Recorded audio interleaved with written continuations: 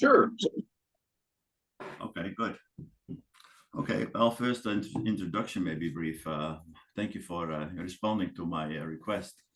My name is Arend van Campen. I'm an old Dutchman, 63 years old, trying to finish my PhD finally in the last part of my life after a career of oil and gas.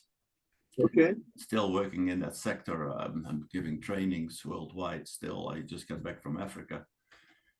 And just very interested in information theory, not just because of information. It is like it developed into information. It started with ethics. So I did my master's in business ethics about 10 years ago. After being actually critical to the oil industry because they were not doing the right thing, I thought. So I studied that in England. I wrote my paper on the safety of ethics because it was helped to do with health and safety and environmental protection. And gradually, I thought, and after a lifelong of reading philosophy since I was 25, I thought I'll finish my. I'd like to do my PhD, and then I discovered this phenomenon of information, and I happened to stumble on your videos about 9 or 10 years ago, information and matter and energy and. Sure. And your recommendation of the book, The Rule Have No Game. Yes, it's a very good book. So this really. Let me see if I can find mine. That's mine. Sure. There's my copy. Yeah, there you go. And this one. And this Yeah, one. let me see here. I got mine. There's my grammatical man. There you go. Yeah. So yeah, that brought me so quick so far in this area of communication, as you call it, as a professor of communication. So that the basics that I understand is communication and information is the source of functionality, and that's why I started my PhD on this idea of what are the criteria of non-harmful functionality of man-made systems. So I think that many things we make and design and run are very harmful. And I think first cause principle, I find that they lack information, so to correct them. Sure. So my question actually. Yeah, so it's okay. I don't disagree with any of these things. So I mean, what's the haggle? What's the question? What should we? Well, my question first was is you stated isn't entropy information?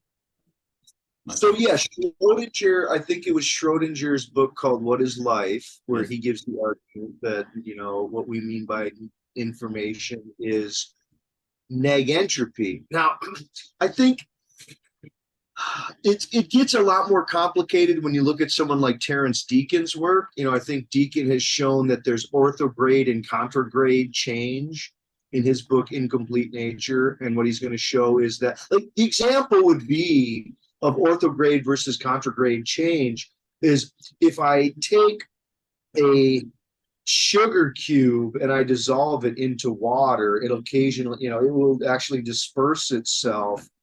And the amount of energy that it would take to extract that sugar from the water is exorbitant.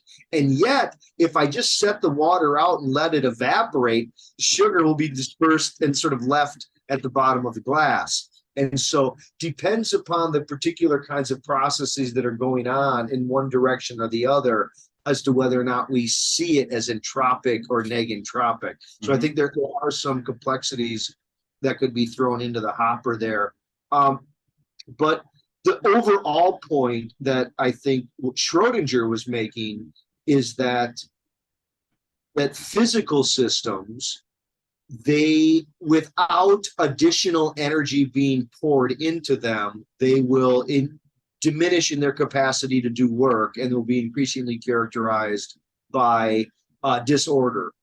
And that life is quite miraculous in that at no point does it violate the second law of thermodynamics, but it does by incorporating energy and resources, maybe information from the outside environment, anything that helps it reduce uncertainty. And along those lines, it produces an inward order that staves off the disorder around itself. But I mean, in a net product, we create increasing disorder in our world around us as we try to maintain our own lives and, you know, stave off the disorder internally. We sort of jettison it outside. Would you? I mean, I think the issue is of complex systems, the difference between organic and inorganic systems, and how different kinds of information become useful to the momentary staving off or keeping at bay entropic processes. Yeah. Would you perhaps, now I think of this, say that we are living in this entropic world. Entropy is needed for life, as physics also says. And that people then are unaware that they accelerate the entropy because of the deliberate or unaware lack of information. That's my question also.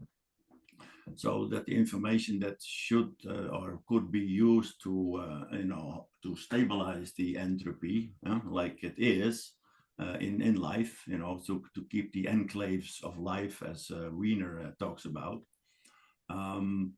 So we could then decelerate it, so rather than towards stabilization, to that goal, a theological goal of certainty. What do you think about that? I think those are very interesting claims. I mean, I think that, you could go to like the wisdom traditions of things like Taoism, where the task would be to, or Stoicism, how much can I live my life in alignment with the order around me that doesn't accelerate the disorder? And so, I mean, I think in some way it's the lack of harmonious connection. This is Gregory Bateson, just largely, that to understand the possibilities of more or less harmonious relations with nature is to sort of implicitly raise the question of how much entropy do I want to introduce into the world in order for me to have what I'm going to call a meaningful life or a successful career or whatever. I mean, I think some people, they're so they're entranced by the idea of material gains and goods and material things that they may be creating a kind of garbage pit all around us where the wisdom traditions are being ignored. And again, if you talk to people about wisdom and are they concerned with wisdom, they seem not so much. They're concerned about efficiency and about, faster and quicker and stronger and better. But if you go, is it wiser? Something wiser throws in a weird kind of angle into those other ones, because wiser may not be quicker or stronger or more efficient. It may be more humble and more appropriately aligned with who we are and our relation to the larger cosmos, which again I think can be somewhat ambiguous and could be argued and contested. Right. So the Stoicism, of course, I've also read Marcus Aurelius and the Taoists, and the I Ching and all those books in the last 30-40 years. Went through with the Tao of Physics, by Capra. I met. Those are good examples, though, right? I mean, in the sense that here's you and I as human organisms, and we're reading books and we're incorporating information to try to live a better life. And some of it, in its negentropic function, is encouraging us to be like cautiously aware of overexpanding egos that then devour resources and consume the world around it. Yeah. There are some very interesting connections there. I think the beef, and I would encourage you, maybe you want to talk to Chad Hansen, does the Philosopher's Corner on YouTube. He's still around. He was a retired philosophy professor. and he and I did, a lot of the dialogues I did on information, I did with him. He's technically my cousin-in-law. Really? Okay. He's a very smart guy. He knows ancient Greek. He is Greek. He knows ancient Greek. He knows Hebrew. He taught logic for many years at the collegiate level. I think the argument that he and I get into, though, is some of this Wellbeing stuff, because I think in order to have a very, very robust definition of how information is negentropic, we're going to need to get into some of these nuances of Peirce and the difference between an index, an icon, and a symbol. That there are signs, and signs, signs as a category are different kinds of information conveyed, managed, created, displayed. There's all this consumed, whatever.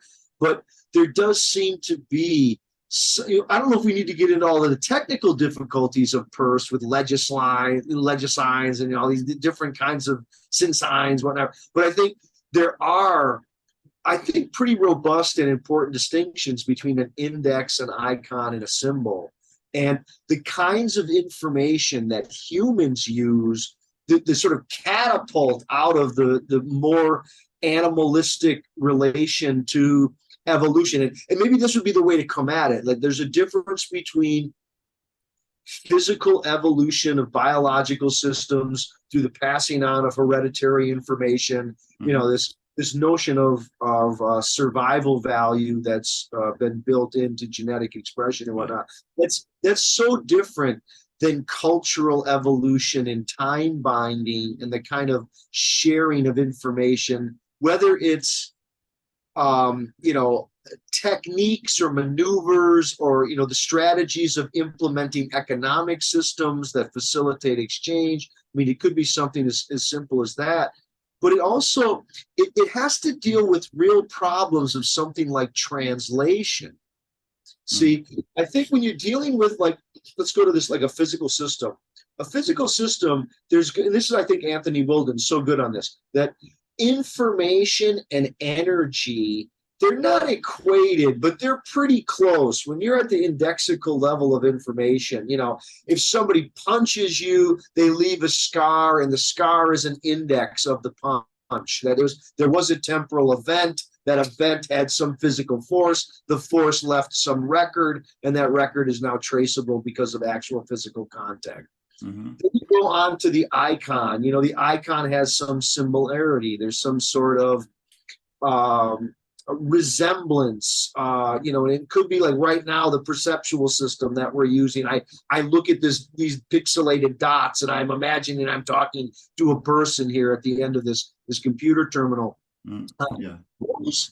Those again, I think you could find all through the natural world, all through the animal kingdom. I mean, arguably indices and indexical sign systems, they're in plants, they're in mushrooms, they're in all kinds of microbacteria and whatever. The microbiotic life, it largely moves out of indexicality. Things like nutrient gradients, heat gradients, pressure gradients. I mean, those are sort of like the dominant forms of like index chains that are part of that organism's stabbing off of entropy. Right. So and the higher mammals, you're going to get more and more forms of iconicity, things like scarecrows, the threat, the thing that looks like something else, dissimulation, forms of camouflage, mimicry, all of these start to become possible. But only when you get to humans do you deal with this very, very abstract kind of sign that we're going to call the symbol. And there are other kinds of symbols we could talk about, but language is the exemplar. Yeah. By human language, we mean not the indexical or the iconic, but the way in which I could say something and it could be paraphrased in a completely different way or translated into a different language, and yet, quotes, the same information is conveyed. That poses a real problem for the scientists and for the way in which we're going to sort of try to equate matter, energy with information. I think the more we're going to talk about index and icon, the more I'm going to go, yeah, you could probably make that argument. There is something like whether it's music theory, and we're going to talk about how harmonic shapes are related to numbers. I mean, we could give all this stuff that it does fit out pretty nicely in terms of indexes and icons. I think as soon as you move to human language and information in that sense, of us having a conversation, there's something very, very, it's like the energy and the matter have been separated so far now that it's the illumination isn't worth the candle from my own perspective. Okay, fine. Yeah, good that you say so, because I was thinking the trinity of information, matter, and energy. The trinity. Now I'm going to speak to Dr. Melvin Vobson next week in England in the University of Portsmouth to interview him as well about. He says that the fifth state of matter could be information next to solid, liquid, plasma, and gas, right? So he's experimenting with that.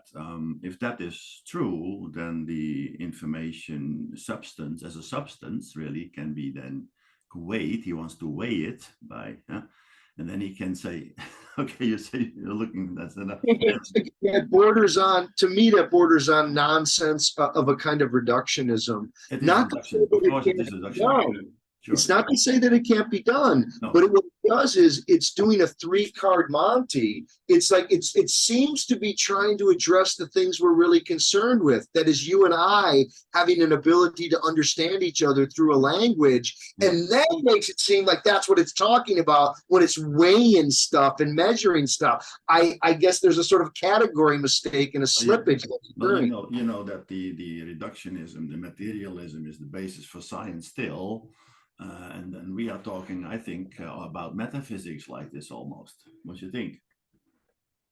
Yeah, I think that there's either metaphysicians or closet metaphysicians. There's no way out of the problem of what's sometimes called the eidetic. I mean, the eidetic and the empirical run hand in hand. And we can try to talk about, like right now, like as I'm speaking these words, there has to be a certain volume, there has to be a certain rate and a pitch, and those are measurable, compositional, and can be reduced down to a 0 point, and we can measure them. But when you get to the semantic meaning of the words being uttered, it can't be reduced that way. There are multiplicities of meanings. There are problems of translation. There are ways in which, like if I say, for example, like if I say the dog bit the man. Yeah. The dog bit the man. Again, I'm conveying a proposition. Now, if I say the man bit the dog, I use the exact same words, but by changing those words, a very different meaning is accomplished. Now, what's so interesting there is that when I say the dog bit the man, and then I say the man was bit by the dog. Now, those basically meant the same thing, although even structurally, that is by the measures of iconicity, radically different grammatical structures are said there. Now, somebody might even say, yeah, the hound nipped at the humanoid. Now we go, yeah, that's kind of what we meant. And radically different words, substitution all the way down, but we recognize some non-material, non-physical sense of what was meant while we uttered our words. That is, the words occurred in a space and time, but the meanings, in order for us to recognize the same meaning across very different utterances, the meanings have to be not locatable within space and time. Okay. So yeah, that's a great way of looking at that part, because I was thinking, okay, if the information is really a physical substance and we can create order by adding information, this is a substance to what we do, then we can, like say, use it as feedback to in cybernetical terms, to steer towards this goal of continuity, for example. So that is my way of thinking. I mean, here would be a way that I would try to come at this. And again, this is what I would encourage you to chase this down with your next interlocutor who you're going to speak with. Yeah. Erving Goffman, and this is in a book called Strategic Interaction. He wrote it for Harvard International Affairs when he was talking about. This is Erving Goffman, and the book is called Strategic Interaction. And it was a report on spy and espionage behavior for Harvard Affairs, like in the 1960s, late 67, something like that. And he says, and this is a beautiful line, I would encourage you to think about it. He says, of all of the things of the world, information is the hardest to guard because it can be stolen without removing it. Mm-hmm. See, this cuts to the real heart of it. And it's said very nicely by George Bernard Shaw. He says, if you have an apple and I have an apple and we exchange apples, we each still have an apple. But if I have an idea and you have an idea and we exchange ideas, now we both have two ideas. And so information is obviously not a substance. It's not a thing. Now, one way to illustrate, when I do this in class, I would say this, okay, so Goffman says of all the things in the world, information can be stolen without removing it. And then I'll say to the students, okay, here's this pen in my hand. And I'll take someone in the front of the class. I'll go, here, take this pen from me. And they take the pen and I go, okay, everyone, see, John or Sue here, they have the pen. And everyone can see that I no longer have the pen. And we're like, yes, this is a thing. When you take the thing from me, I no longer have the thing. But when I give information to you, I don't thereby lose it in giving it to you. That also means I'm never sure what they're taking from what I'm saying. So as I give them the pen, I can be sure that they have it. How do I know they have it? They have it and I don't. But when I tell them something and I try to convey some information, what they take from what I've said, I'm perhaps not sure of, because I still have what I have and they have whatever they have. Right. But what he wants to do is, like, say, to quantify. Are we breaking up? No. Yeah, you hear me? You hear me? Yeah, I can. Right. Yeah, I can. It looked like we were breaking up. To quantify the information quantity by erasing it from, for example, a hard drive. So we have first 16 gigs of information, and then we have nothing, and then he tries to theorize to quantify the difference between the full hard drive and the empty hard drive in terms of the quantity of information erased. It has to do something with the measurement of photons or something, like very physics, laws of physics. When you have a computer and you buy some software and you download the software onto your computer, does your computer gain weight? No, that's hardly almost impossible to weigh. These are so tiny. He says quantities, tiny weights, like 0.00 something. So that is what, anyway, theoretically it's possible, he says. So I'm going to find out next week. I'll speak to him. Ask him if a lie or a truth, which one weighs more? Good one, yeah. Anyway, it's an interesting perception, because his work is being recognized, and he's not he's one of an interesting guy, I think, and he did some good work in the doubling of quantities of storage facilities, like, and so on.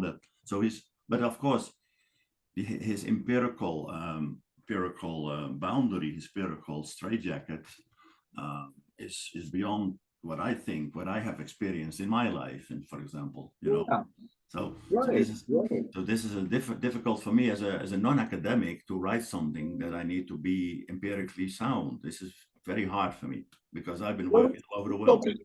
The word information is very difficult, because Shannon and Weaver, when they created information theory, they were talking about something like physical capacities of a system to hold signals and signal to noise ratio, and the ability right now of this computer to take my sound and send it through the internet and then reproduce that sound accurately. Those are a very interesting dynamic, and it is a kind of information, and it can be quantified, and we can measure number of bits and all this kind of stuff. But it seems so different than the semantic values, that is the meaning of what is said. I mean, Shannon and Weaver, they weren't touching with a 10-foot pole anything like meaning or paradoxes or contradictions. When I say I am lying, and then that introduces a paradox. Do paradoxes weigh more? I mean, it starts to raise very interesting problems for those who would reduce it to the physics. Yeah, so that's why I was trying to, the physics is there, Shannon and what's his name from IBM, who said the information is physical. To build a bridge between the physics world, the measurement, the empirical part, but also towards the, let's say, the non-linear complex society we have. So we can use then the laws of physics, for example, thermodynamics, entropy, disorder, to apply that maximally and as a probability to improve, human-made systems. I think that is possible because if I have a government that is harmful to society, I can already see that information that contradicts their action to be harmful is ignored or it's censored. So therefore, the information input would alter or maybe improve, or at least improve the performance of a system, man-made. So that's how I see things. So when I train, for example, oil people, I say, what is the information available in your oil field, oil terminal? So I measure the information in advance. That we start the course and then the after the course. So I see that the increase of information quantity can be measured by 10 questions, for example. And then I ask 10 questions in the end. So these things, I think, are physically a tool, like a stick to hit somebody with, to improve performance. So I'm looking at that. So the physical world, the nature, NDAs are all communication systems that are surviving through communication and information. But why do we build that systems that are dependent on the non-acceptance of information? Because we have an ulterior goal. So that kind of question. What I would say to that, again, I'm trying to take a moment to think about it and try to process that.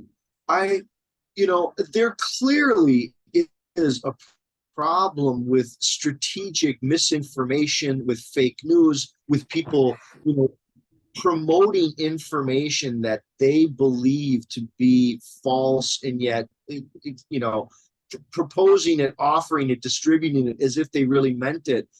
But I guess what I would say is that this isn't really possible with indexical information or iconic information as it's just operating. It's already at the level of what we mean by human symbols. I think money is one of the more interesting cases to get at. So let's take something like the value of a Roman denarii.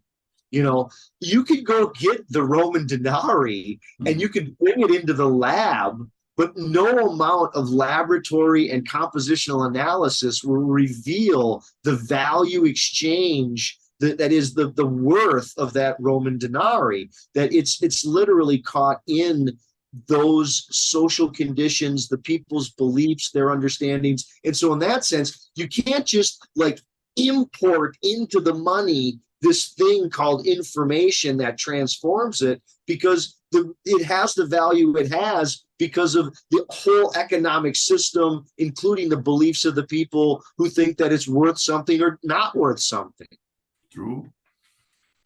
But then I would say that, as I said in the beginning, that I'm looking for the criteria for non-harmful performance, non-harmful functionality of everything we make, from petroleum products, chemical substances, governmental systems, management systems.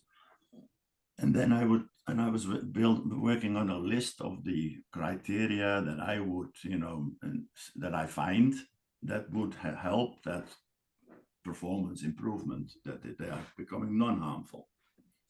So these criteria would then be, of course, based upon the maximalization of the questions. And like from first I said, the maximalization of questions to have the maximum number of answers, right?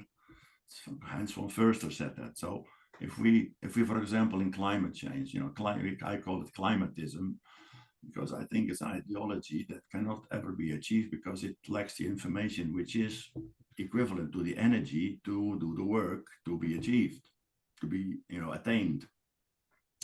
What do you think of that? So I relate information to energy to do work. If there's not enough energy, there's an energy deficit, so the work cannot be done to achieve that goal. And it cannot be done because the cybernetical laws, not the input of feedback, prohibits then the achievement of any goal. Yeah. Your thoughts? Well, yeah, I mean, I do think complex systems do rely upon different kinds of information to do their work.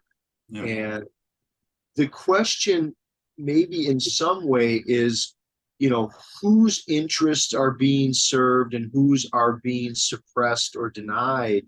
And I think, if we want to talk about those systems that minimize harm, I think the repression of relevant parties' information or of their stake in the way things are being represented and talked about, that's really huge. I mean, I think in some way, totalitarian governments, corporations that want to just drive bottom dollar to the cost of, environmental impact and devastation, what they need to do in order to achieve those is to suppress information. Right. They need to sort of deny the legitimacy of other people weighing in with contra stories and with other forms of evidence. So, I mean, I think by just those kinds of lights, I mean, I think there is like a value in having more information. That is, more information equals a wider purview of relevant interests and of people who will be infected. And there's all this kind of other stuff. I mean, how that plays out with power and ideology and, all these other things, I don't know, well, it's very different than, building a lever or a pulley. A lever or a pulley, there are these physical laws, and the whole point of having a theory of matter and energy is to try to get this proportionality of how much effort do I have to put in order to have what kind of output. I don't think information, as we mean it when we're talking about human conversations and human cultures, could ever be reduced that way.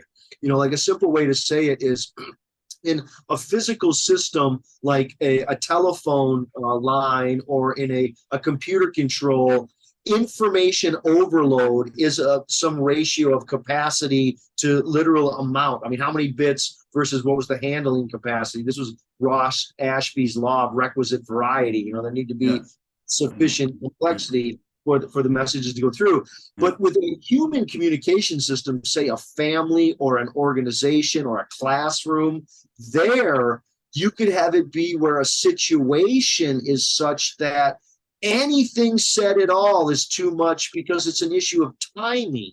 It's an issue of, you just brought that up and I don't want to talk about that right now. And so there's a real different sense of, again, what overload is, or of, I guess, of some of the problems of like the interchangeability or non-interchangeability of recipients and senders. When we're talking about physical systems, we're largely talking about those kinds of matter and energy which are not dependent upon the particular context of the particular individuals. It's almost like I need a bit to be a bit and to maintain itself as a bit, no matter who's looking at it or who hears it. Like the objectivity of it is part of what we mean by it. But that's not what we mean in everyday language. So if I come up to like my wife and I say, honey, I love you very much, and I'm saying it in my home, it means something different than if I walk up to a stranger on a street corner and go, honey, I love you very much. I mean, the word can be the same, but what's failing to be comprehended there, it isn't like they're not for a lack of the words, we're wrongly related. And, those relations are part of the way the meaning is achieved in human communication. Yeah, you of course you are a professor of communication. So I can hear your angle is then semantics, meaning, and so on, right? Huh? Meaning, yes, you're going to have to. I think so many scientists think they escape the meaning problem. It's a good, and good point, actually. Fine, thanks. Yeah. That's fine. I think they can do whatever they're doing, but they're failing to address the whole of what we mean when we're talking about information. Yeah, okay. Yeah, I'll mark that in my work, because meaning is, of course, I would say I was looking for goals, destinations, and then of course meaning is one of them, right? So what is the goal for that? Why would we do it? Meaning, it means more than this, but it means at least three things. Meaning means definition, meaning means intention, and meaning means significance. So when I say definition, I say, what does meaning mean? Like right here, I'm trying to define meaning.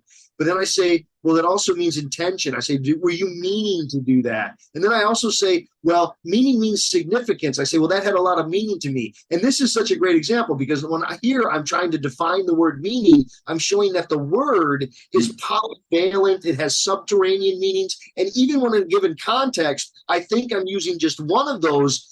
Two or the other two, or one of the others, it may be lurking under there, sort of supporting at an undergrid for the intelligibility of the expression. Yeah, so I would say that my first plan to write, the first line I wrote for this, when I started to think about this, to doing this PhD, was information deficit is equal to disorder, right? That was my first step. So if I say the meaning of that in definition, intention, and in significance, I think for me it's clear.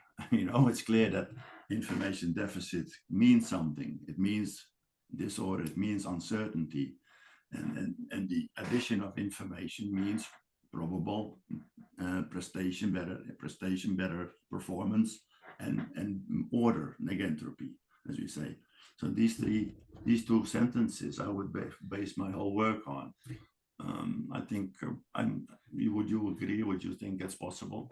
I think that's very helpful. I mean, I do think there is a sense in which more information probably brings greater delimitation and greater definition. It may also bring greater sense of motivation, ends, and goals, and that's why intention is buried in there.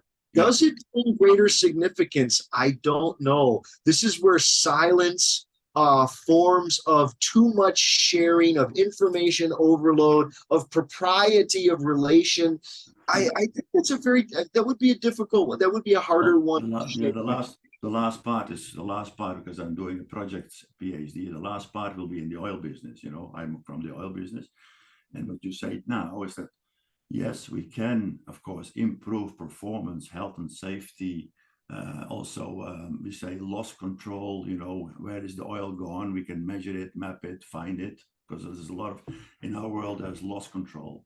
The loss control meaning, where is the oil gone? Because it's a non-linear science. It's not really one-to-one, but it's like variables. So I can find the oil when I have more information. I can trace it. I know where it is gone. I know where it's lost, right? So that meaning of that significance is then valuable to those who are going to use, hopefully, this idea. Just my hope. Oh, no, I think that, again, it's worthy. I think that in this case, though, it's sort of interesting of the way that the oil industry may have an interest, as it were, in preventing wide distribution of alternative energy possibilities. Possibly, yeah. Right? So, I mean, in that sense, it's again, like, it's not as if more information just amounts to a better world because of oil being more, effectively used. It could be the end of oil use because people realize that with real robust, AI generated information, we may discover pretty radical renewable energy sources. Yeah. No, I'm writing about it. I'm publishing a novel about it in February, a thriller actually, about new hydrogen fusion discovery by two engineers in France that beat the ITER in France, the International Terminal Experiment on the reactor they're building. Yeah. So this book is going to be called The Brussels Lobby, and this is about a real, probability of the combination of information that somebody will find a solution. I mean, I think one of the things that I would just maybe try to weigh in on is instead of going to some of the complexities of index, icon, and symbol, you could just go to some of Wilden and talk about the difference between analog and digital communication. And this occurs more in his System and Structure book. It's a little, it is in Rules of the Game, but in the System and Structure book, I think what he would say is that this is part of the difference between analog and digital information, is that analog communication, it is the relationship and the people aren't substitutable, and that the same act done by someone else or at a different place is a different act. Whereas at the level of digital, we can have this sort of, there's a separation of energy and information, and it allows people to repeat a story and go, what, somebody told me. And again, we can all engage in this like third party sort of talk about things in the abstract, which you can't really do. Animals, other organisms, I don't think they're in their communication, they're not dealing with it in the abstract. It's either functional or it's not functional. It's either useful or not, but it's not somehow true or false in the way that we do. Like, for example, the von Fritzsche's work on the waggle of the bees. The bees, they can be confused because they can change the polarization of the light in the sky and misdirect the bees according to what the food source is. But no bee ever comes back and, as a practical joke, waggles where the food isn't. That would be more in the level of the human, interaction. Yes. Okay. I will not take up too much of your time, Corey. Thank you very much already. So perhaps a last question that I could discuss with you. What Wilden, he says in his book, in the organic, I'm just reading from it, in the organic order where complexity is organized, remembered, and reproduced by information, the distinction between matter, energy, and information is minimal in viruses and bacteria. But the more complex the organism and the more extensive its relation with other organisms, the more abstract the information becomes. It's beautiful. That's exactly what we're talking about. That is exactly what we're talking about. I found this in this book today. So that's exactly right. I mean, for my lights, and maybe, again, me being heavily influenced by Wilden, but I think that's exactly right. That the more, excuse me, I think the more that a bacteria with a very limited sense modality, very limited internal representation, it's largely using gradients that amount to iconic or indexical forms of information. It's more or less of things, and they're locally installed.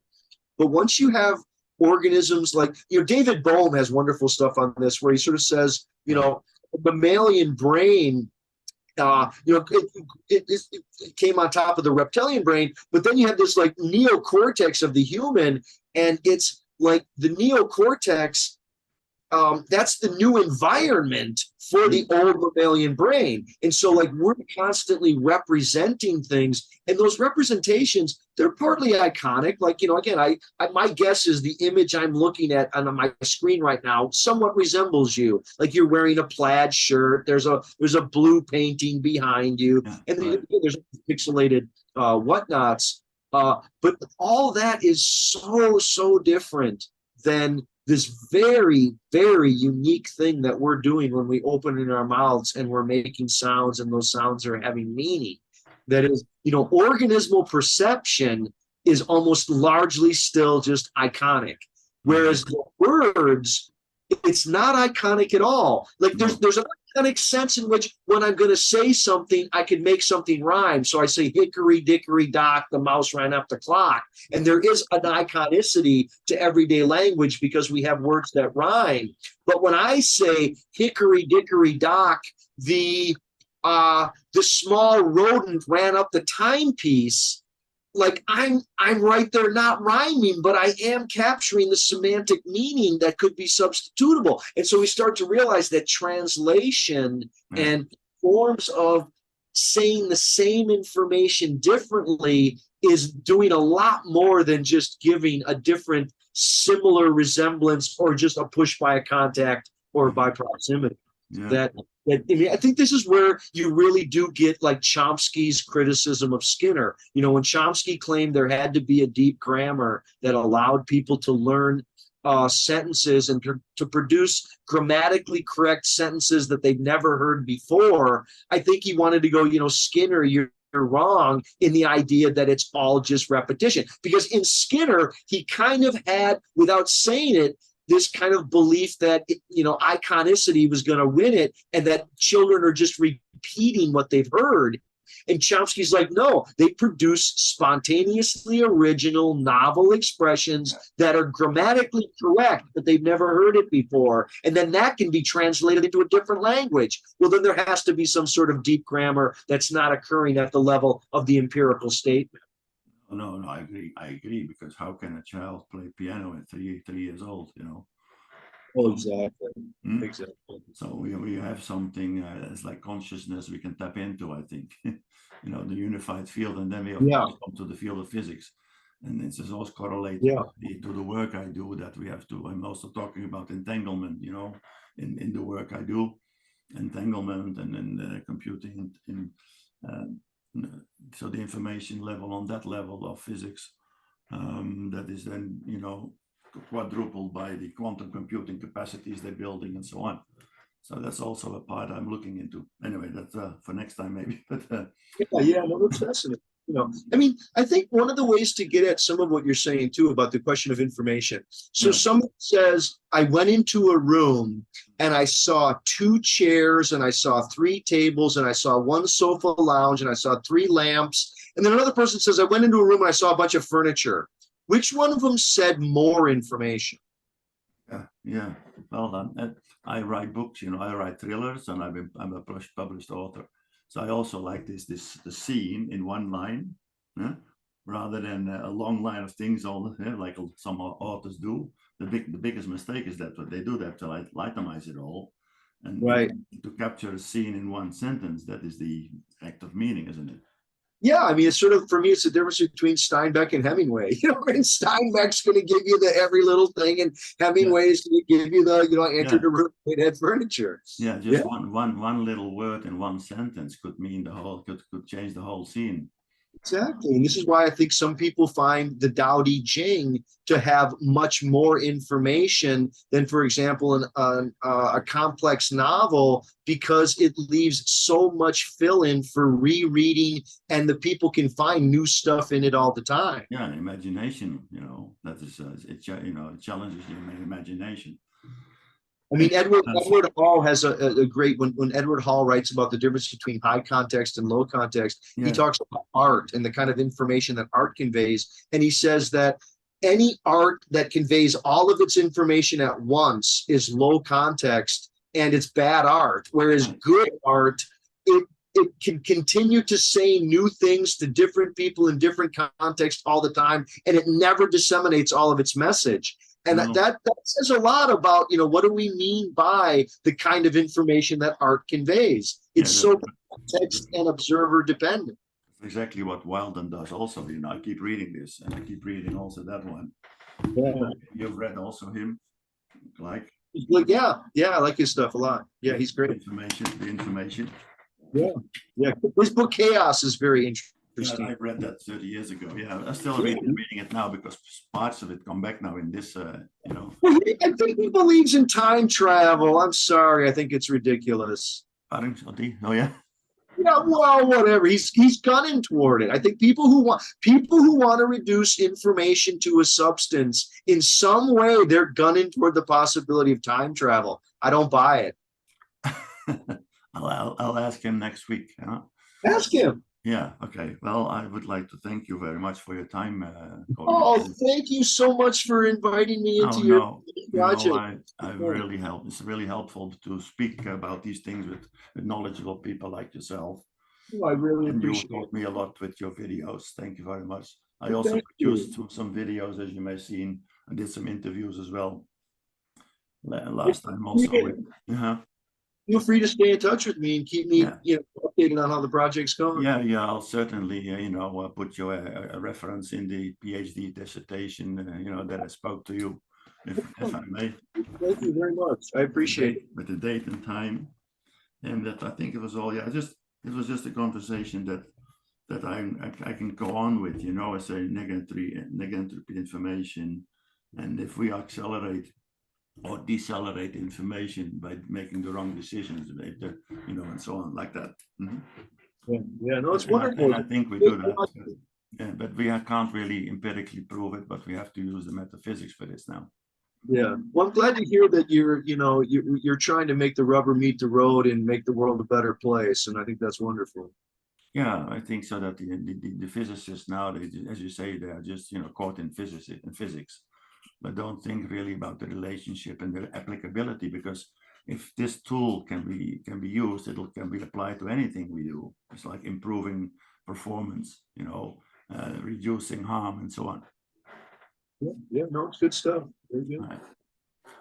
Okay. Well, good day in Michigan, right? Are you? Yeah, I'm in Michigan. Yeah. Well, greetings from Switzerland. You know, Enjoy your day, and you take care. And again, thank you. Yeah, it's night. It's midnight, so I'm going to sleep. Go to sleep. Okay. Have a good one. Bye bye. Bye bye, sir. Bye bye.